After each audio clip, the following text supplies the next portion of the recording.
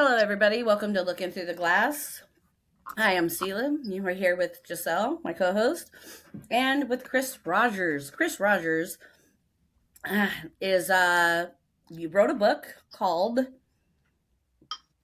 I have first of all, thank you for having me on the show. So I have a program that is available now, and it's for parents that don't quite know or feel ill equipped or just uncomfortable with initiating conversations when it comes to dangers on the internet, particularly around social media, particularly around things like pornography. How do you introduce topics like that? And, how do you do so without inflicting shame, right? Yes. And that's a little bit of what I do. And I also have a program that's specifically for, this generation of young people, Gen Z, Gen Alpha, called Rebooted Teen. Rebooted So Teen. That's what I was thinking it was. Okay. I have a question for you. What had you go in this direction to create a program for the teens? So I believe my story is fairly common, just in the sense of, I discovered, porn. Which, first of all, when it comes to that word, it's almost kind of like Voldemort. It's kind of like, Uh like it's, huh. Right. it's Right. like it's understandably, it kind of like brings up a lot of like, Shall not say the forbidden word, exactly. or So it may it's all come haunt you. there's already a lot of stigma around it, right? Yeah. But it is something that exists, right? And the more we kind of pretend that it doesn't or kind of sweep stuff under the rug, then the stigma will just continue to persist, right? So it's Exactly. again not about, all right, everybody open up your search history now. It's just we're just going to talk about it, because it's not the thing, it's the place from which it's coming from, right? It's like we're not going to just spend all day long just shunning the unwanted behavior, especially if it's proven to be unhealthy for you. We're going to be focusing on what's the thing that's leading you toward an unhealthy behavior. We'll define what an unhealthy behavior means in a minute. But as far as, why I decided to go in this direction, what I was saying was my story, I believe, is fairly common. Like I discovered porn when I was about maybe 14, something like that. Actually, statistically speaking, I'm more of a late bloomer. But, Uh huh. started off as innocent curiosity for me, as it does for most. Yeah, it kind of became a behavior that I didn't notice at the time, but became compulsive. I used it to soothe. I used it to mask certain things. I used it to quote unquote solve problems, right? And for my case, my behaviors became more risky. Just to make a long story short, you name the thing, I've done the thing, and I'm gonna leave it at that. And I found a program after coming to that wall where it's like, okay, I need to change because this is proven to be unhealthy. When I say Mm. that, I'm talking about how it affects my sense of presence in my relationships, how it affects my own mental, emotional, spiritual well-being, where I feel kind of out of whack, where my head and heart feel completely misaligned, and there's a bit of a crisis going on. Like I have come to a point where I know this ain't working for me, and yet I still can't bring myself to stop, at So least not stop on my doing it. Kind of like a drug addiction. very much like a drug addiction. So Mm-hmm. I know what it's like to be a young person, perhaps with questions, perhaps with feelings, perhaps with curiosities, and not really knowing A, how to bring them up, B, who to bring them up to, and C, I also know what it's like. While I'm not a father yet myself, I do come from a background of being a teacher. I this is my crew, Mm-hmm. right? Like I've taught high school, middle school, elementary school as a music teacher for most of my professional life. So I've ran the whole gamut, and particularly with this generation, I've seen the effects of excess stimulation, whether it is with something like porn or simply social media or just excess Mhm. screen time. I think we talked about this in our pre-interview, but what comes to my mind is my experience teaching during the pandemic. Because there we were doing school online, Online, and on Mhm. screen, you're spending 6 8 hours. And whew, my kids did it. I had that 4 kids that were all online school. And during the COVID situation, it was almost like as though when the school started letting back in, because we had an elderly person living with us that was very, very high risk. My Hmm. kids couldn't go to school. And it was almost as though the school tried to make it a punishment. It was, you're still going to be sitting in class. And they made them sit in each class with the laptop, where teachers can't do both, you can't. And it was almost like a punishment to my kids. It was horrible. Mm. It's crazy because I notice like how that excess screen time like affect especially my younger students like really really impacted them, because one criticism that I hear a lot when it comes to, someone in maybe my generation or older that might criticize, you know, students that are kind of in high school or just getting out of high school or younger. Oh, they're entitled. Oh, they're lazy. They're, this, that, and the third. And while there might be some truth in that, or, particularly when it comes to their sense of dependency on screens, I'm here to say that while there are They're things doing it. to point out, it's not their fault. Nope. No. This is the world that they This is came the into. world that we shoved them into, and now we're complaining about it. That's what I it am is. exactly. Well, another thing that a lot of people say is that the future changes. Everything is consistently changing. So what it was back then is not what it is now.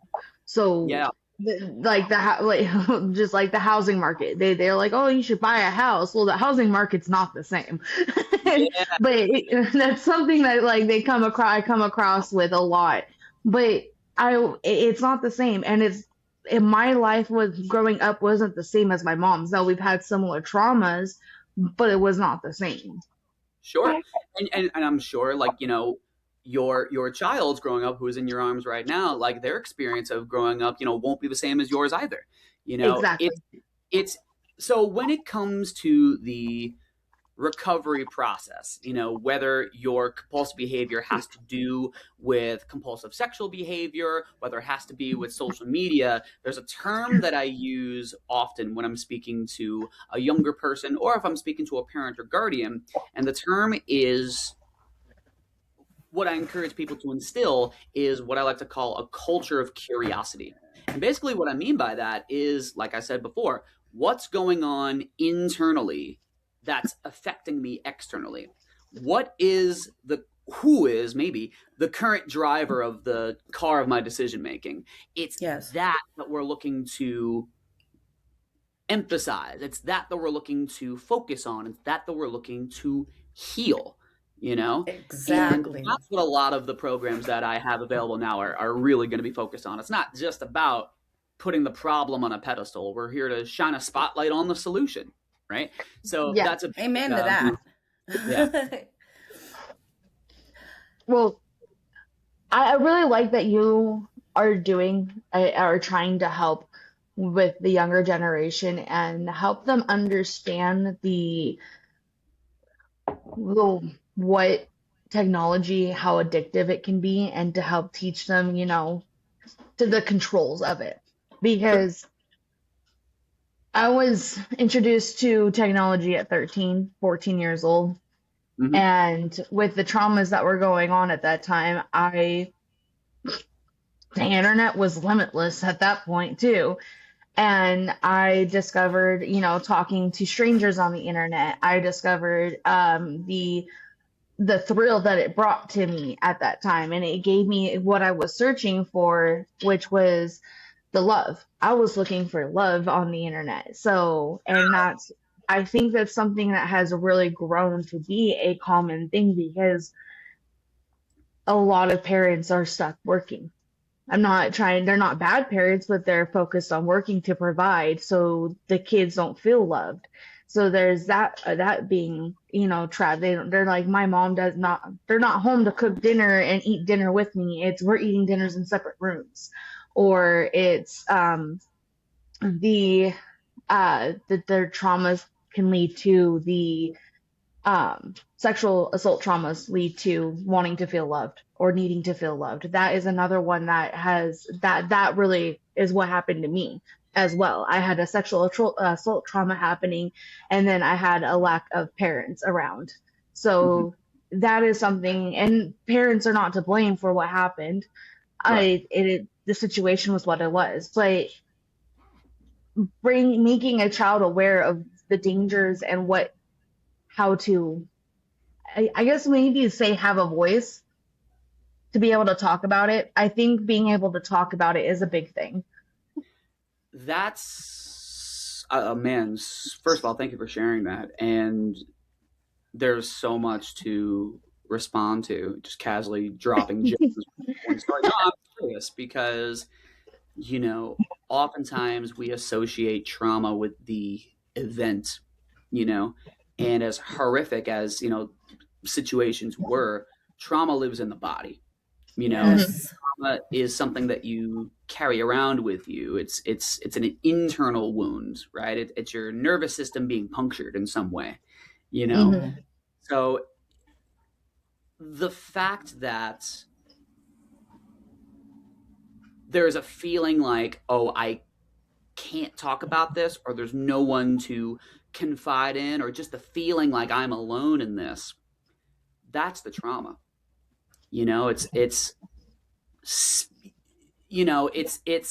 that thing that we're looking to create a space for. It's that state that we all have experienced perhaps at one point or another, where things happened around us or to us that were against our will, that weren't fair, that weren't right. There was confusion, there was confliction, there was a challenging on our identity. There Yes. was the lines blurred between what's right and what's wrong. Who can I trust? What can I trust? What's out there to believe? What am I placing my faith in? All these very valid and important questions. We may not have the verbiage yet when we're young to articulate those questions in that way, but those feelings still exist, and what I'm looking to do is, exactly like you said, like provide that space, to provide that first step, which is to speak about your stuff in a shame-free environment. Now, the speaking it is not the salvation in itself, but it is a step in that direction. You need to have that person or that community or that resource to share what is going on internally, again, to the point where it's affecting you externally, and there's so much more I can say, but what you shared really kind of got me thinking about that, and there's a lot that I can relate to. So it's just, so seriously, thank you for sharing that. Well, that's why I'm here, is to share that I have my personal traumas that I've been through, and there's so many people who have come on here who have been through their traumas, and we're trying to break that stigmatism of not being able to talk about it. There's mental health problems that come with it, and we're just trying to get by every day. And some days are easier, some days are harder. It just depends. And a lot of us, it started as a child. But what you're doing is not. It can't be easy, is it? No. I don't think it can He be. chose to be a teacher all the way from kindergarten all the way through high school. He didn't choose. He let let's put this out there right now. He doesn't choose easy jobs. That's very true. It's very, very true. No, it's certainly not, but yeah, it's work that's necessary, not just because I'm doing it, just because it needs to be done. Again, like I said, particularly with this generation right now. So to allude to something you were talking about before, whether it's about the housing market or, one's relationship with the internet, somebody with the best of intentions can speak to a younger person and use the phrase, when I was your age. And with coming with all the best intentions and all the love in the world, one of the first steps in, right, it doesn't apply as neatly as we perhaps might, right?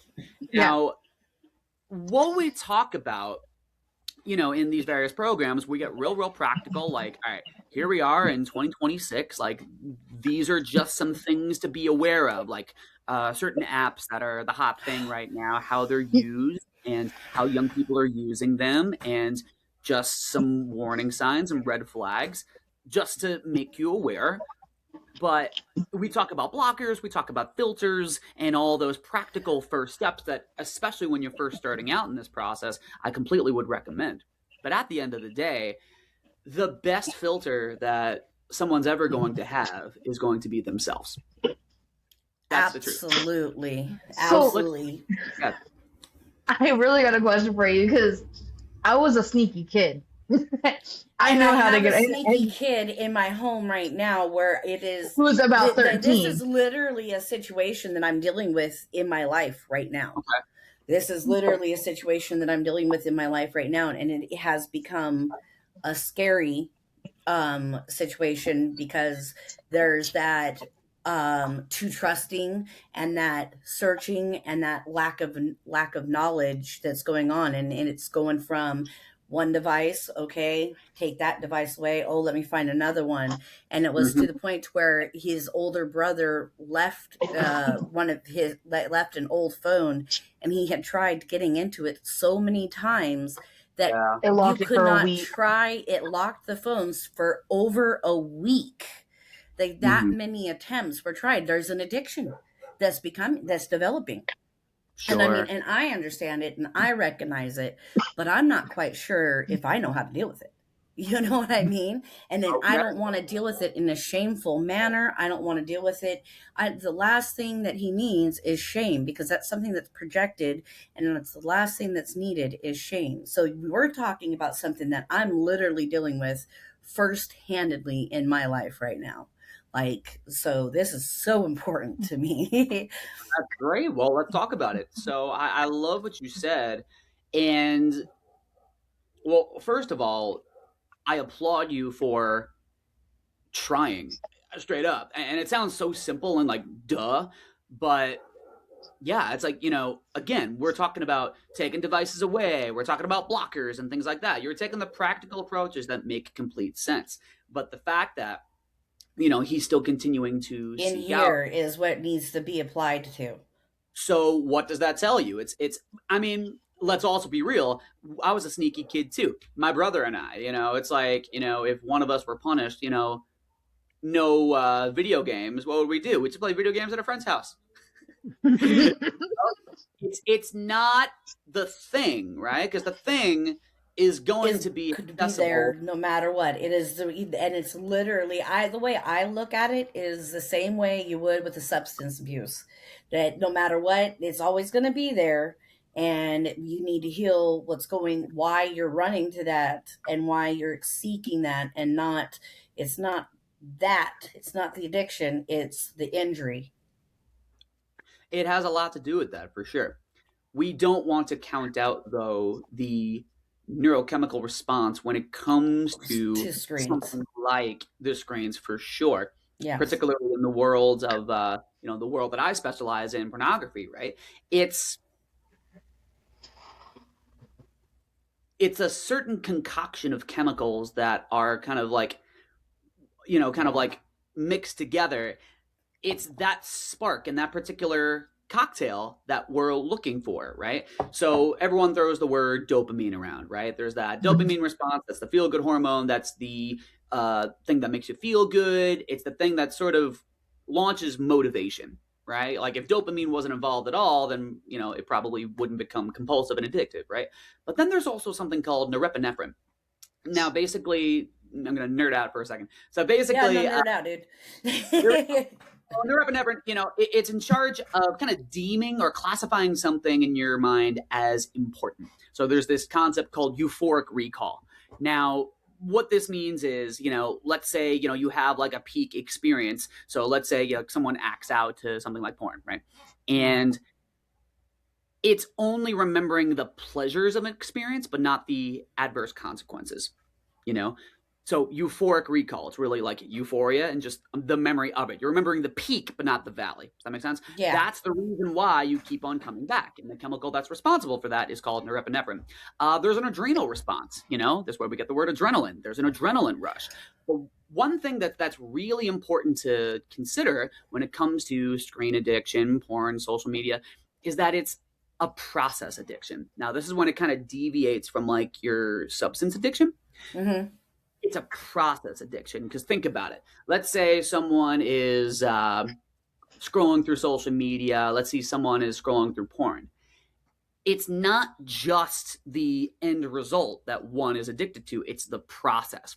So let's say someone is like sifting through porn sites, like they will wait. They will stay on until they find the perfect scene, the perfect body part, the perfect thing, right?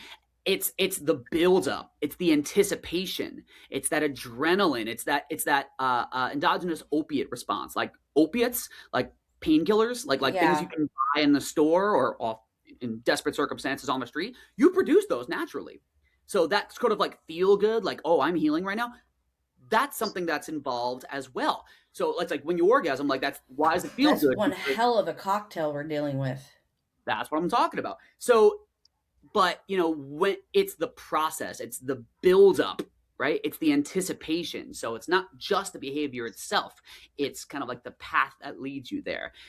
It's a process addiction. So that's where we kind of like deviate, you know?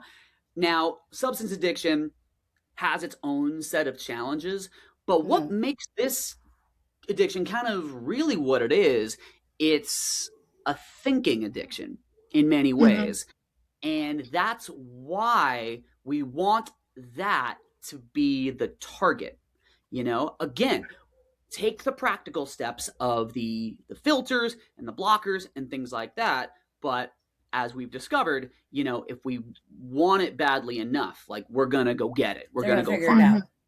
Now we Yes. can hide it and take it away so many times, but what are we hiding or running away from? You know, what's what are we running away from that's running us? That's the target. And as far as so with all that said, all right, cool story, Chris. What do I do? Well, remember the mission. It's not you versus him. Yeah. It's both of you together Mm-hmm. versus problem. Right? Yes, absolutely, absolutely, 100%. And that, I did my best to create that where it is now turned into because there was a very dangerous situation that he got himself into, and it is something that we're currently in the middle of doing more research on because there are sites out there that are getting past the schools uh securities, and they're made by pedophiles for pedophiles. Mm-hmm. And that's what had happened is my son had found one of those sites. One of his friends at school went and said, hey, there's this site, and when you pop it up you only see games that are connected with school material. Well, if you continue to scroll down and scroll down and scroll down and scroll down and scroll down and scroll down and scroll down through hundreds and pages of games, which most people by that time lose interest. Well, we didn't. We continued and we found join chat. You hit Okay. that in little tiny little letters, join chat, the very, very bottom. And so you hit join chat and boom, it pops up and it's an open chat. And this girl um, put God, it was able to was having conversation with four people, and this teenage girl, I'm putting, for my listeners, I'm putting that in quotations because Right. I guarantee that I mom intuition and just understanding things, this wasn't right. No. um got him in there into a private Zoom. Mm, Fortunately, my son's school Chromebooks camera was off, and that's how I found out was the school was able to, through the conversation, they were able, the certain words were used to flag. So I wasn't able to get the full conversation, but I was able to get enough of the conversation to know that most likely my son was not talking to a teenage girl. There right. was address, there was constantly asking for address, there was address, a fake address given to my son. There was, so this has turned like a very scary situation, like real fast, real Hmm. fast. and I know that I'm not the only parent out there dealing with this. Like, probably just about every single parent out there and every single child has got this in front of them. Yeah, when you have, kind of like access to the world's information, it's like the ocean waiting for you at your door. It's oftentimes hard to swim. It's oftentimes difficult to not get caught up in all the nonsense. And unfortunately, when it comes to the world of pornography, especially the way it's growing, here we are in the age of AI. That's a whole other topic. That's a whole nother topic. Yeah. My intention isn't to be over the top, but just to address the reality of the situation. There is a lot of evil that is within this particular sect of the internet. People that will swindle others, people that will take advantage of others. It's really, really unfortunate. And particularly when, that particular cocktail of chemicals becomes like a primary motivating factor in your decision making, the lines between what's true and what's false, what's safe and what isn't, those lines become increasingly blurred, especially with consistent access, and consistent engagement. So it is very, very important just to spread awareness about, hey, this is what's out there. This is what can be easily accessed. This is just something for you to be aware of, not to choose paranoia, but just to equip you, just to choose like, okay, this is something that's going on, but remember, it's not the thing, it's the place from which it's coming from. So it's what we're trying to blend is the worlds between the practical and the personal. It's like, this is what's going on. These are the various avenues that, one can find themselves down. But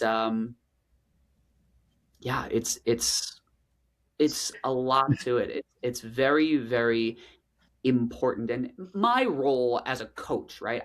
I'm never going to tell, first of all, I'm never going to do two things. One, I'm never going to tell a parent how to be a parent.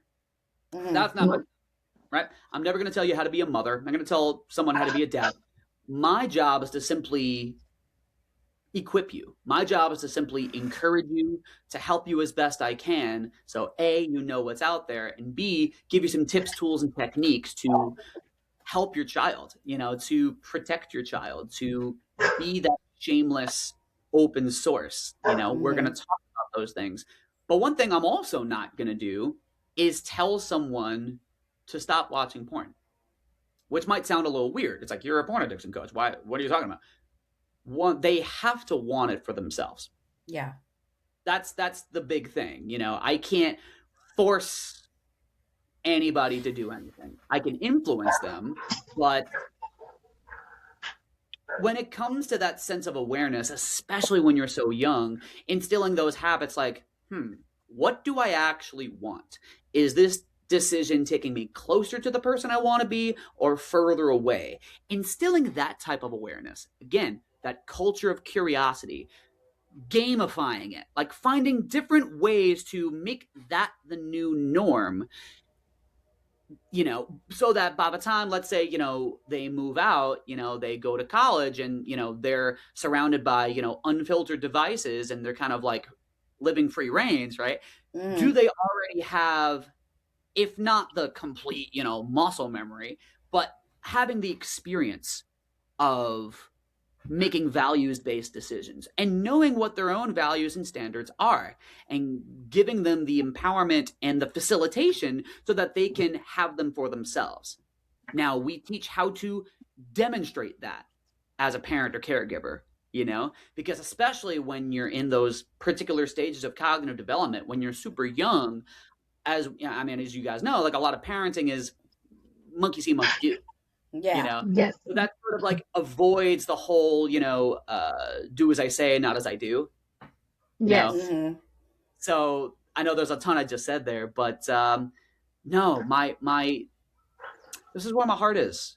It's when because what I do full time, like I'm a coach.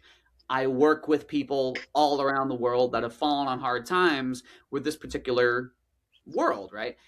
And if you were to ask me, you know, 3 years ago, before I started doing this full time, this is what I would be doing, I would have said you were crazy. This certainly was not on my bingo card.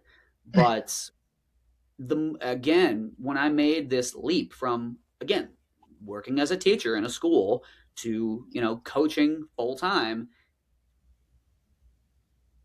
this is a generation that is hungry and parched for a sense of what's real. I alluded to artificial intelligence a second earlier because I don't know if you noticed, man, They're getting better and better at it. dude, You can't tell some things. Some you got to watch and watch and watch a billion times over. Whereas when at first it was like immediately I could tell, like just by the way it looked, I was like, oh, that's fake, that's fake, that's fake. right. And It now looked like you've for a while. It's like, yeah, oh, hands, right? Oh, AI can't generate like a human hand. I remember that was a big thing. But again, within the last year, like it's gotten a lot better. And you think, I mean, that's not going to sway, people's opinions on things. Like people use that to their benefit to bring someone down. I mean, not to dip into controversial waters, but here in the US, there's a lot of stories coming out of people Agreed. involved in things. And oh unfortunately, no, we're right with you on that topic. We're right with you on it. the point being, people's names and people's faces and likenesses are kind of being thrown into the hat but they're AI generated images or messages or whatever. It once was don't believe everything you see on TV. Then it was like don't believe you see it on the internet. Now it's like don't believe anything ever. Right? So that, and kind of tiptoe into deeper waters, it's like what's always true? This. Yes. This artificial intelligence, the internet, these can be, like you said earlier, these can be beautiful tools that can be used for a lot of good. But what's always going to be true is an authentic discussion. We want to keep with the times and we don't have to be, cavemen and like go back to like carriages and horses. Shout out to all my Amish who probably won't see this video because internet. But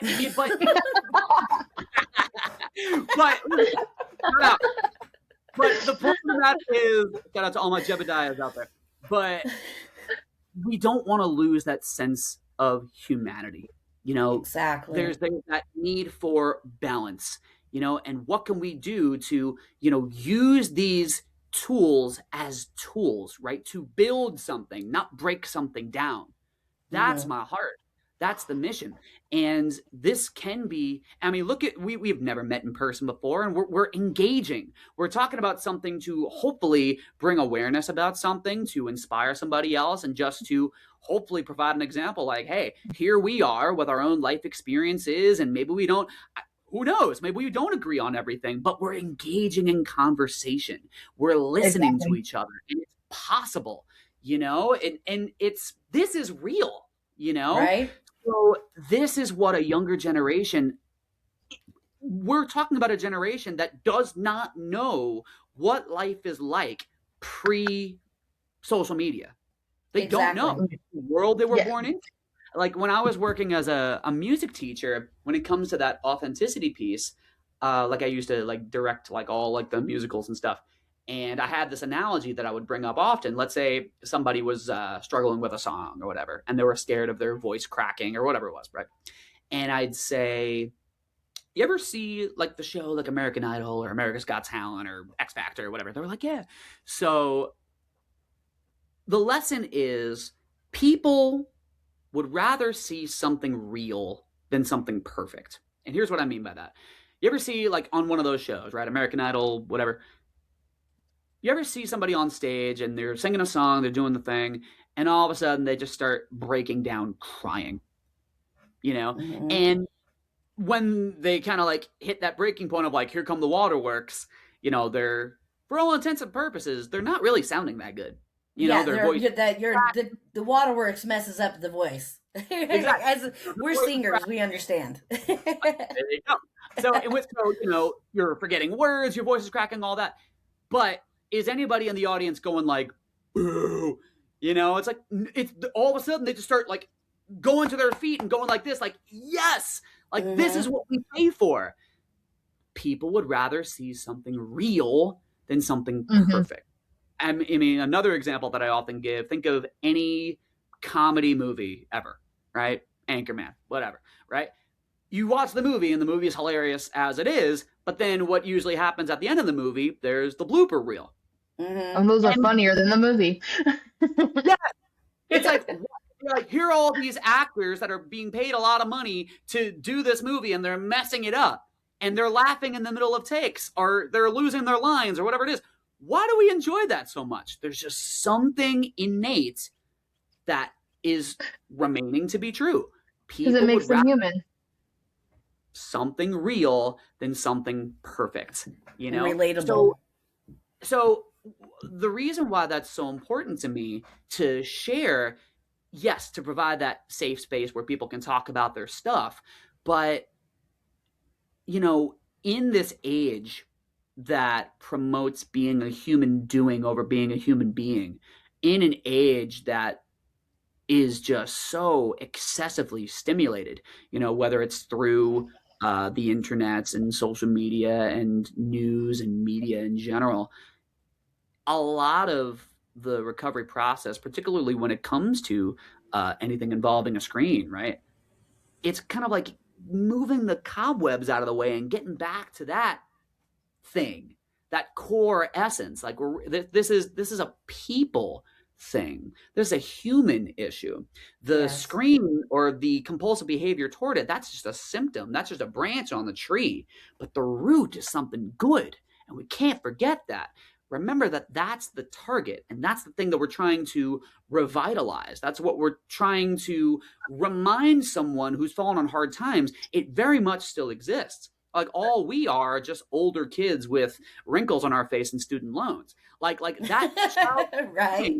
that hasn't left. Like that kid on the swings, who's just I still making up songs and playing games and just making friends just because they were in the sandbox at the same time as you, like without those limiting beliefs. Like I believe that's very much still in existence. And a lot of the recovery process is kind of like analyzing and taking a look at and starting to heal those blockages to that kid in the sandbox, to that kid on the swings, that childlike, joyful thing, as opposed to someone who's maybe become more accustomed and conditioned to chase happiness. Happiness versus joy. I was just talking about, I know I'm going off right now, but like I was literally talking, well, yay. So I was talking to a good friend of mine last night, and we were talking about kind of like that happiness versus joy thing, which is why it's fresh in my mind.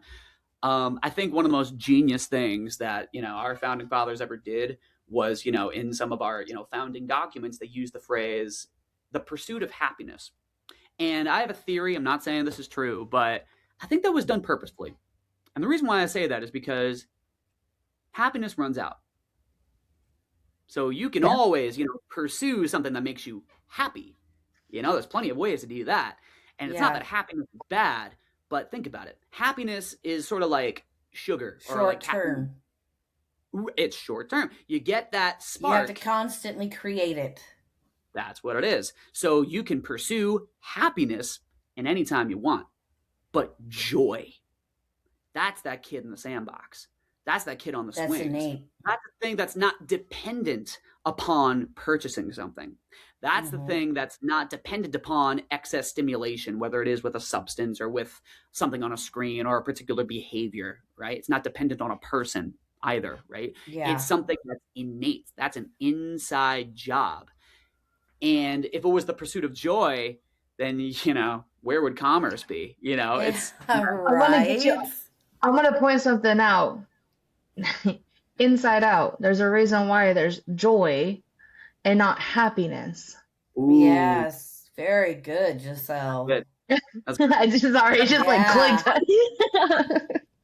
That's very good one Yeah, on that one. there's a reason why there's a Because joy, it's and then joy and not happiness, because that joy is an movie innate. very. Yeah, and well, and if you pay attention to there's the emotions, it shows all the emotions, and then the more emotions that come in, and then it shows what controls the parents' emotions too, who's in control.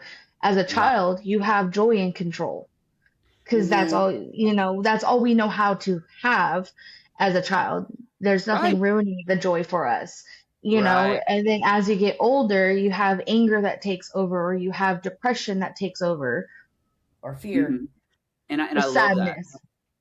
Exactly. And actually, one of the exercises that I talk about, with in the rebooted teen program is when I learned it, it just radically kind of shifted my approach to kind of taking care of myself. And you mentioned Inside Out. I mean, it's a brilliant movie. It's one of my favorite Disney Pixar movies. My Mm-hmm. Yeah. favorite, I would say, is The Incredibles. But overall, so I mean, it's genius, right? But yeah, I mean, those are different subpersonalities, as I've heard it called. That's a George Collins quote. He wrote this great book called Breaking the Cycle. It's kind of like a 101 type of book when it comes to moving on from sexual or porn addiction. So for anyone who's interested, totally recommend. But he uses the term subpersonalities, and you can think of it like the Inside Out thing: joy, anger, sadness, fear, right? And there's this exercise that I like to call dialoguing. So what you do is, you take, a notebook, something to write with, and you script out a conversation between yourself and a particular urge or a particular feeling or thought pattern. And you, rather than choose something like suppression or distraction, like, oh, I'm feeling anxious, I'm feeling a depressed state, oh, let me do something to not feel this, let me numb this out, let me drink something, let me do something, da, da, da. You engage in conversation. So literally what you do is, it's kind of like Chris, and let's call it like anxious Chris. I'm just making it up. Like, Mm-hmm. I want to talk to my anxious side, right? So I'll write something from Chris's perspective, and then I'll write something from anxious Chris's perspective. And I kind of go back and forth and engage in like this back and forth type of dialogue. And I'll go for as long as I need to. And what, just that in itself, think about it. What does that prove? I'm over here, like Chris is over here, and then anxious Chris, or sad Chris, or angry Chris, or addict Chris, whatever it is, they're over here. So therefore, I am not it, and it is It not is me, not you. right? It's two It's just separate things. Absolutely. It's it's that separating yourself from the issue, or from the emotions, but it allows you to have that conversation with yourself. exactly. It's instilling that culture of curiosity. What's going on inside me, right? So, but you are establishing that curiosity not out of like willpower or just white knuckling it. It's really out of a state of like compassion. Like, you get to ask that particular subpersonality questions, like beyond wanting to act out. Perhaps, for example, what is it that you want? What do you need? What are you looking for in this moment? Like, if I here's something to maybe paint the picture more. It's like, imagine, you get home from work one day. It's like, you can finally just plop on the couch and just chill. Long day, you're tired, right? And all of a sudden you hear a knock at the door. And the last thing you want to do is just interact with other human beings. So you get up, who's ringing my doorbell, right? Open up Who the the door. hell is this? Right. Who the hell is this? Who's That's me putting it nicely. For me, it's normally, who the fuck is this? Right. So you open up the door, and it's somebody that you are not a big fan of at all. Mhm. So whoever just popped in your head right now, that's who's at the door. Now in this situation, you got two different options. You can either like, bye, like slam the door in their face, or you can invite them in, at least for a little while, and ask why they came to visit you at all. Because it's not like they knock on your door for no reason. Just invite them in for a few minutes, ask why they came to visit you, and simply listen. But here's the empowering part. Because it's your house, you have the final say to when it's time for them to leave, right? So you're giving a particular feeling or thought pattern, urge, whatever it is, what it wants. And what it wants is to, Attention. right, it wants attention. Be It just wants to recognized. be listened to. It's your nervous system trying to tell you something, because that's Yeah. where, you know, disease is formed, dis-ease. You know, it's like it's where it kind of harbors, and the more we kind of suppress, the more of a More it concentration built, festers. more it festers. So an approach like that, like an exercise like that, there's many different versions of it, but if you're really looking to get something practical and basic and, dare I say, fun, you know, Right? because you can have fun with it. You can give a different personality a different name. You know, you don't have to just go with like anger, sadness, whatever. You can, but for me, I'll give an example. When it came to kind of like an addictive tendency, like, hey, let's go act out, I dialogued with that particular subpersonality for over a year. You know, just on and off. Like, I would do that particular exercise as I was kind of going through my own rebooting process, as I like to call it. And I finally, over time, got to know what this part of me actually wanted beyond just wanting to act out. And it's the part of me that just wanted to stay a boy. It's the part of me that wanted to be free of responsibilities. It's the part of me that wanted to not be on, you know, because, you know, I was a teacher, right? I'm a coach, I'm a musician. So people see me on stage. Like, I'm, you know, I'm either a figure of authority or I'm a figure of influence. People see me. I'm very visible, right? So it's the part of me that just wanted to kind of be off, you Mhm. know, and kind of wanted to be free of expectations, or it's the part of me that just wanted to be taken care of instead of me constantly wanting to take care of others, right? It's that part that wanted to be loved. And I ended up changing that subpersonality's name. Whenever I would journal, I would call him Peter Pan Senior. Now, for me, like, that was kind of like the part that always wanted to be a boy, right? Mhm. So, but it was sort of like, oh shit, like, that's what you actually wanted the whole time. You know, Yeah. again, it's not that's why I kind of like use this phrase. It's not the thing, it's the place from which it's coming from.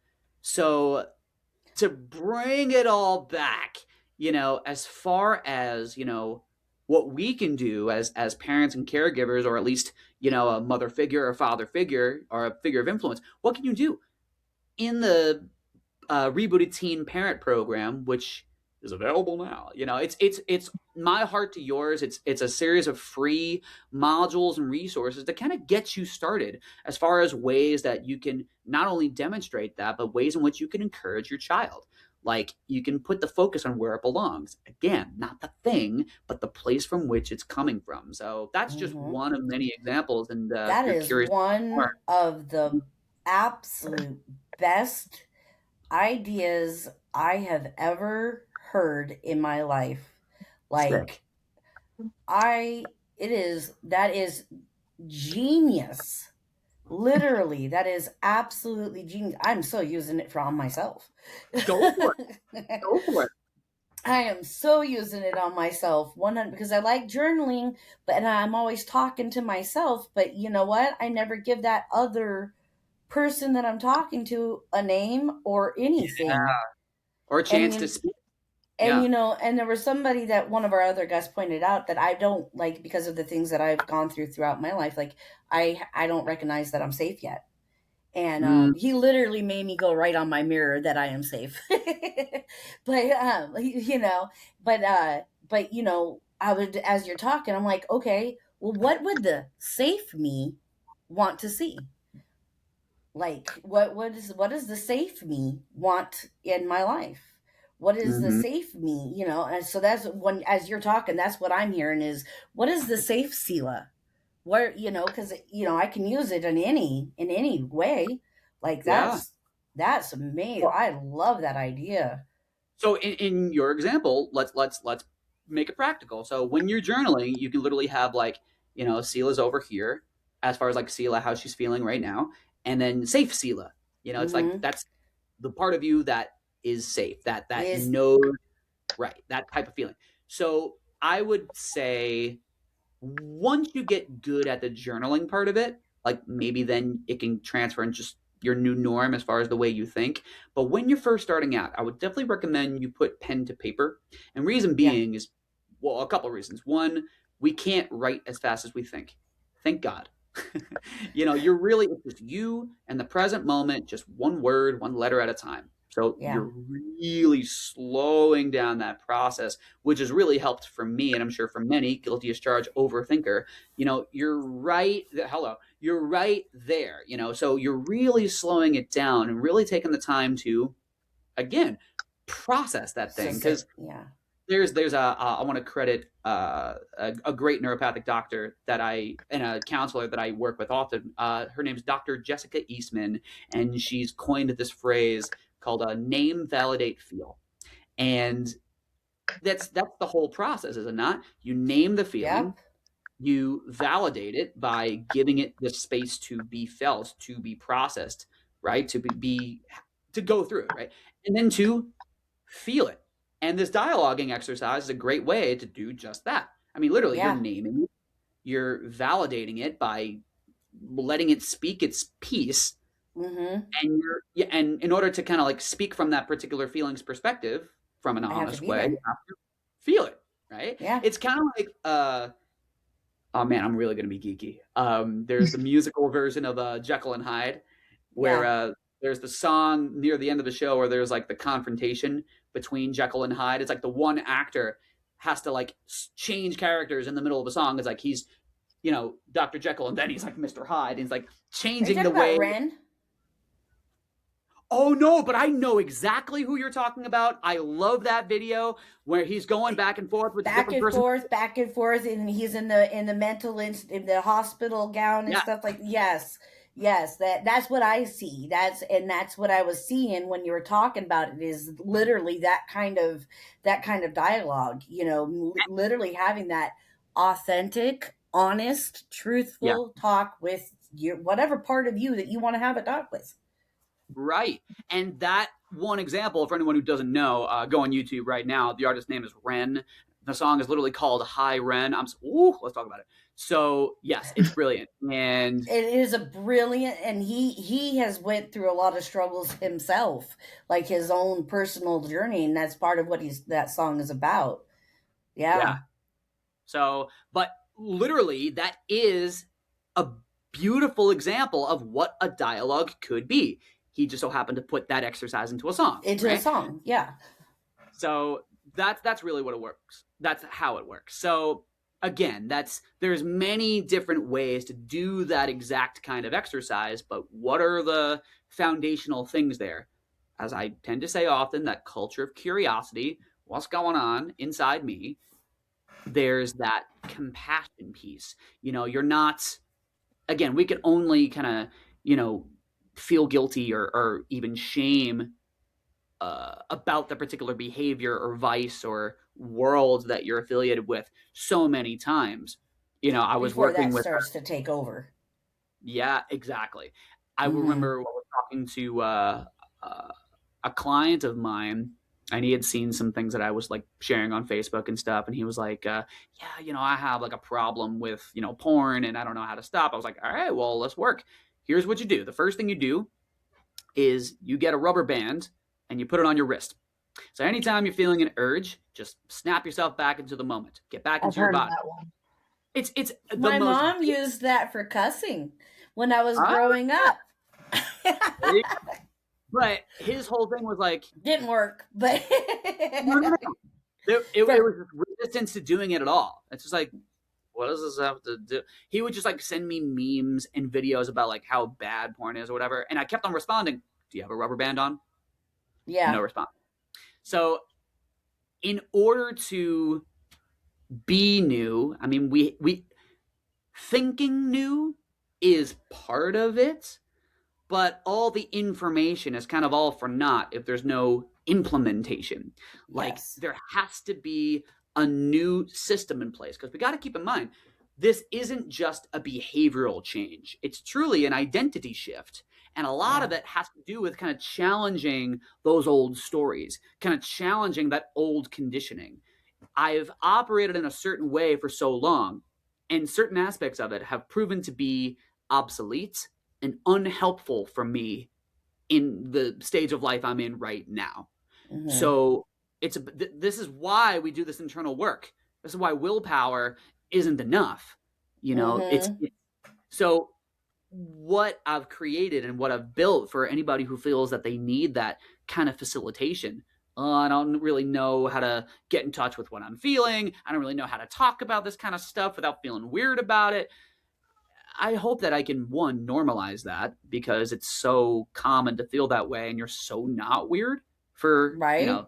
you're not doing anything wrong by feeling weird about talking about, things like porn or social media or just using a buzzword like addiction. What we do is like we break it all down, we make it super practical and give you really simple tips, tools, and techniques to start that process.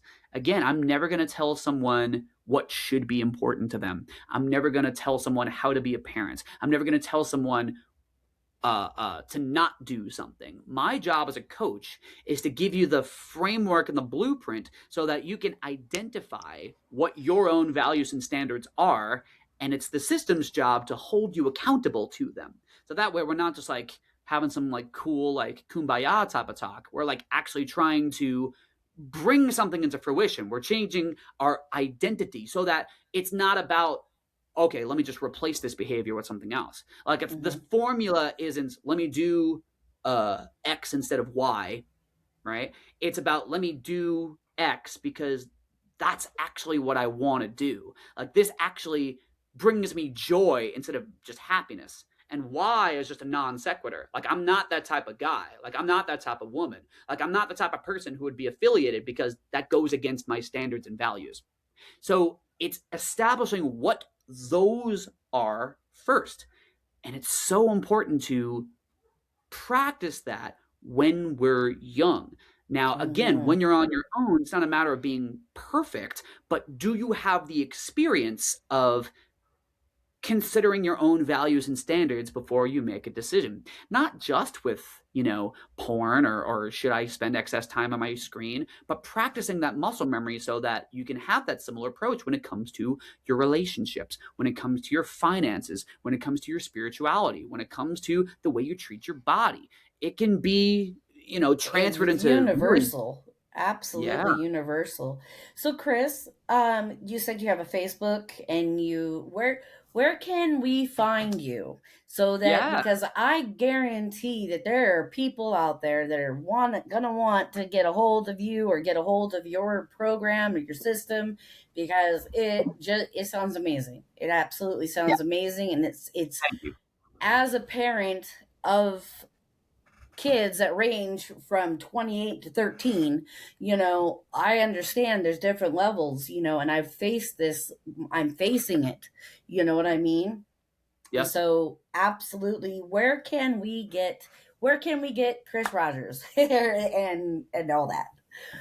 Well, yeah, as far as if you're interested, if something resonated in this conversation, you can check out rebootedteen.com, and that's where you'll find free access to the Rebooted Teen Parent Program to give you an idea of one, how the Rebooted Teen Program works, but also some practical, like I said, tips, tools, and techniques to kind of get you started now, to get some momentum going. And if you feel Mm-hmm. like you're receiving a lot of value and things are helping there, and if you feel like the Rebooted Teen Program is the way to go for your child or children, then let's talk. There is a Facebook community that you'll find through the Rebooted Teen Parent Program where people are trading notes. They're holding each other accountable to implementing the stuff that we talk about.